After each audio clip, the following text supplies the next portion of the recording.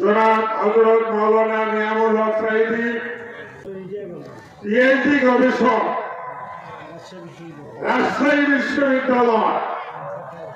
এই পৃথিবীতে মহান রব্বুল আলামিন যত মাখলুকাত সৃষ্টি করেছেন, সকল মাখলুকাতের মধ্যে সবচেয়ে সৃষ্টির সেরা, জোরে বলুন তো কে? আর মানুষকে বানিয়েছেন কে? জাহিলিয়াত যে যুগটা ছিল, সেই যুগে যখন মানুষ জিজ্ঞাসা করত আমাকে আপনাকে কে বানিয়েছে, তারা কিন্তু রাসূলকে মানত না, হাবিবকে মানত না। এরপরেও তাদেরকে যখন জিজ্ঞাসা করা হতো আসমান জমিন এগুলো বানিয়েছে কে, সবাই এক বাক্যে বলতো লাইয়াকুনাল্লাহ, সব কিছুকে বানিয়েছেন। জোরে বলুন, আরো জোরে বলুন। আমাকে আপনাকে এই সুন্দর দেহ যিনি দিয়েছেন, মহান একজন স্রষ্টা, আমি পৃথিবীর, আমাকে আপনাকে বানিয়েছেন কে? আরো জোরে বলুন, কে বানিয়েছেন এই সুন্দর বডিটা? রব্বুল আলামিন বলেন লাকাদ খালাকনাল ইনসানা ফি আহসানি তাকওয়িম, সুন্দর অবয়বে উত্তম আকৃতিতে আমি তোমাকে বানিয়েছি বান্দা। এত সুন্দর করে বানালাম, চারদিকে তাকিয়ে দেখো সকল প্রাণী খাবারের কাছে মুখ নিয়ে যায়, আর তোমাকে আমি এত সুন্দর করে বানালাম খাবার তোমার কাছে চলে আসে। সকলে বলি সুবহানাল্লাহ।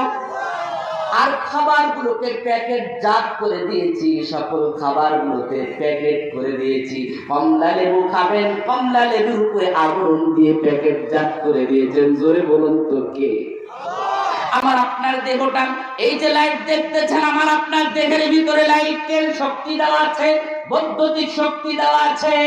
বিজ্ঞানীগণ বলেন এই লাইটের শক্তিটা যদি মানব দেহ থেকে বের করে নেওয়া হয়, তাহলে একটা 25 ওয়াটের বাল্ব 5 মিনিট ধরে জ্বালানো যাবে। সকলে বলি সুবহানাল্লাহ।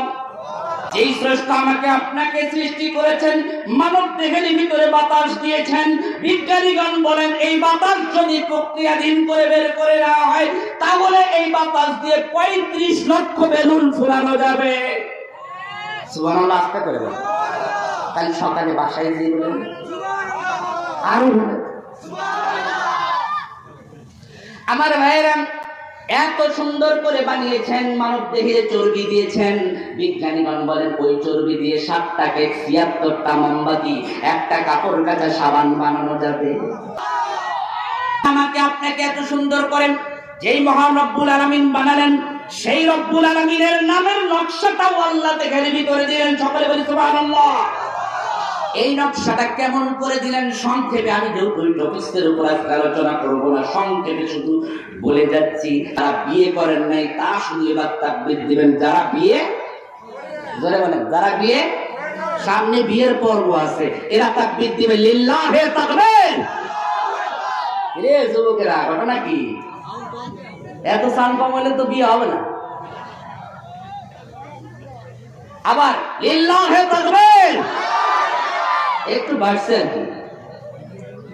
এবার যারা বিয়ে করছেন, মুরব্বী যারা আছেন, তারা এবার তাকবীর দিবে লিল্লাহে তাকবীর। দেখছেন ওই যে বলে না পুরান চাল ভাতে পারে, বলে না এরকম হয়েছে নাকি? পুরান চাল ভাতে পারছে, যা ঘর কিন্তু থাকবে। এবার সবাই মিলে তাকবীর দিবেন লিল্লাহে তাকবীর। সাথে এবার সবাই দাঁড়াবেন, সবাই দাঁড়াবেন, বললেন সবাই দাঁড়াবেন, লিল্লাহে তাকবীর বলে দাঁড়াই যাবেন। সবাই সবাই লিল্লাহে তাকবীর বলে দাঁড়াবেন, আর সামনে চলে আসবেন, ফাঁকা জায়গা পূরণ করবেন। দয়া করে সামনে চলে এসে ফাঁকা জায়গা পূরণ করবেন। লিল্লাহে তাকবীর। হাত উঁচুই থাকবে, হাতগুলো একটু নাড়াবেন। আমি আপনাদেরকে এতটুকু বলবো, আল্লাহ নামের নকশাটা আল্লাহ দেহের ভিতরে দিয়েছেন, ভগবান নামের নকশাটা দেহের ভিতরে নাই, ঈশ্বর নামের নকশাটা দেহের ভিতরে নাই, গড নামের নকশাটা দেহের ভিতরে নাই।